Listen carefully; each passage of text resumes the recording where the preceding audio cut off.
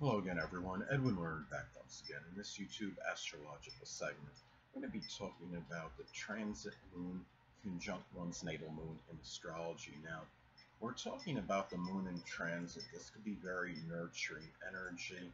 It may be focused on emotional needs, and you're looking at and also how we feel, sensitivity, what we may feel sensitivity toward. Now, since we're talking about the transit moon conjoining your own natal moon, this could be about nurturing, fulfilling emotional needs, the way we might feel, and showing sensitivity in matters with the mother, the family, the home. If it's, say, if this is in Gemini, it could be through nurturing through mental stimulation, intellectual activities, maybe through brain teasers, variety. Uh, Maybe we show we care through, manual dexterity, working on vehicles.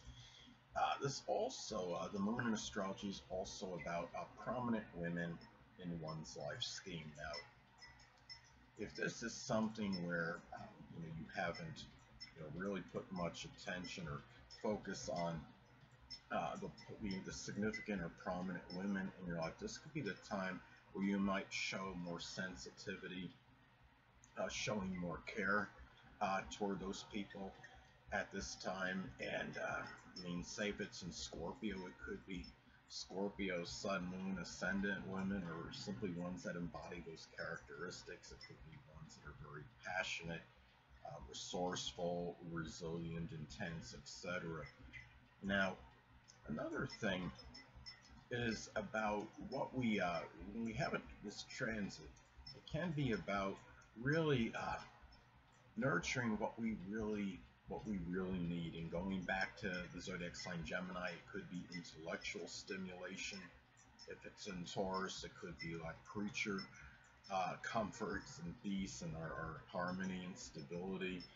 Libra, relationships, perhaps.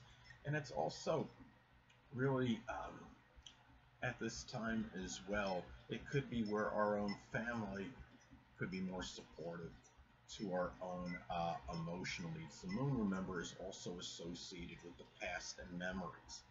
So this could be a time where maybe somebody, it could be somebody from our past, maybe spurs on some kind of memories at this time. Maybe we're sensitive to issues regarding matters pertaining to one's past. At this is something.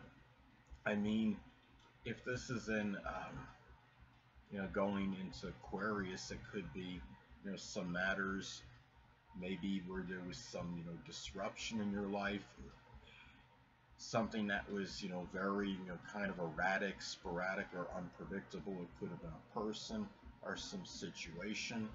um, if we're looking at Capricorn, it could be some kind of cold energy where maybe you felt you didn't get the support you needed, where people were really cold or callous. I have my moon in Gemini in my natal chart, and I would say a lot of the family connections I have sadly seem to be very superficial. And there's really, people, they're very, a lot of my family I see as being very emotionally detached and lacking sensitivity.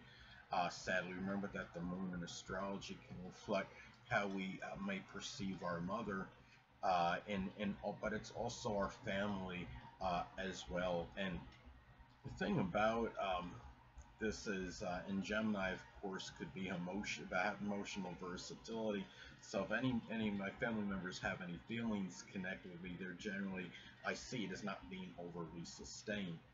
Now, the moon is also our unconscious, subconscious energy. So this could be a time where we might be really tapped in more to this than usual. We might, it could be a time where maybe someone from the past kind of brings about some subconscious, things that might be in our subconscious. I mean, if this is in the 12th house, it could be some subconscious fear we might have. It could be something connected with money or stability or love in our life, especially if the rising sign would be Gemini, because Gemini is really, can be like the antithesis of that energy, the Taurus loyalty and steadfastness. If we have this as well, this transit, this could also be more where you might feel more sensitive about your inner demeanor or personality.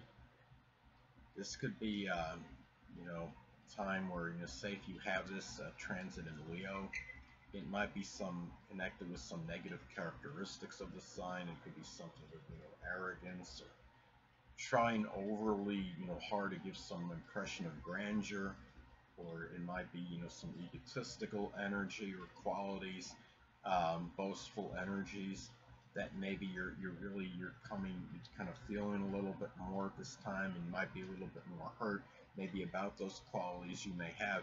Now, the moon in astrology is also about who we're close to home with. So this could be a time where, people that we feel close to home with may be coming in, maybe comes into our home, and maybe interacts more with our family at this time. And say, going to the zodiac sign Cancer as an example, maybe it could be Cancer, Sun, Moon, or Ascendant people, or ones that simply embody those traits. Now, I'll talk about an example of this transit. Say if you have this in Aries, this could be some, past memories that may be, the moon is about the past, and the moon is also memories. So when you have this transit, this could manifest in very strong past memories. Say if you have this in Aries, it could be something from the past that you really start thinking about. It's close to home. It could be some contentious or combative or even acrimonious situation that may have taken place. If it's in the fourth house, it could be some domestic home related matter. And when you have this transit, it obviously can manifest in very strong emotional intensification. If it's in Scorpio, for example, it could be very intense, convoluted emotions. In Sagittarius, maybe ones that are very jocular and jovial, very happy feelings. And also, too, remember, this could also be about really nurturing at this time, more so than usual, people in our home life, our family, people we're simply close to home with, prominent women in one's life scheme. And this is something too where, again, this could really be about very highly charged emotional energy. Now, the transit itself does not last very long. It's not a sustained or protracted transit. If you're using a 3-degree applying orb for the transit conjunction, then 2 degrees separating orb, that's 5 degrees total, and so it only lasts for about, on average, around 10 hours. Maybe this is not, something that's going to be very sustained, but it can be where you might have some very strong emotional reaction to something at this time. If it's in Gemini, say for example, it could be very high-strung, excitable, emotional energy.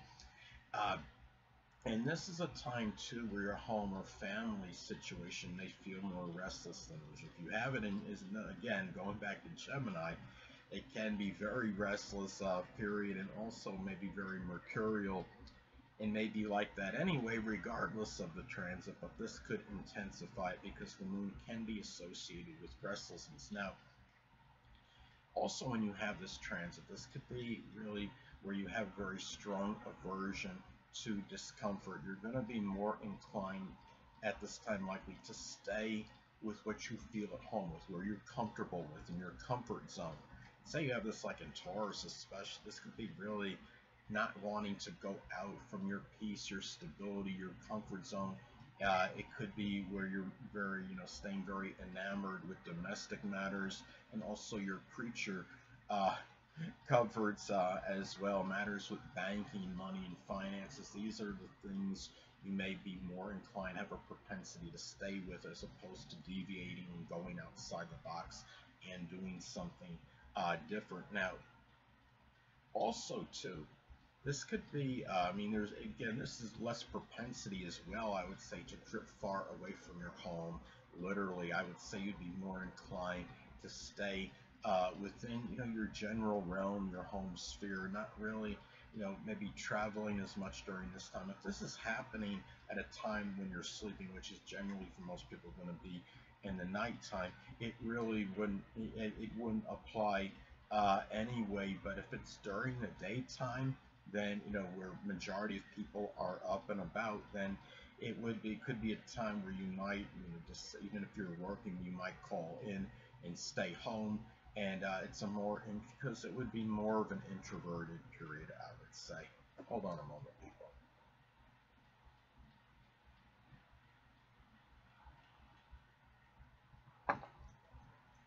Sorry about that, I'm back.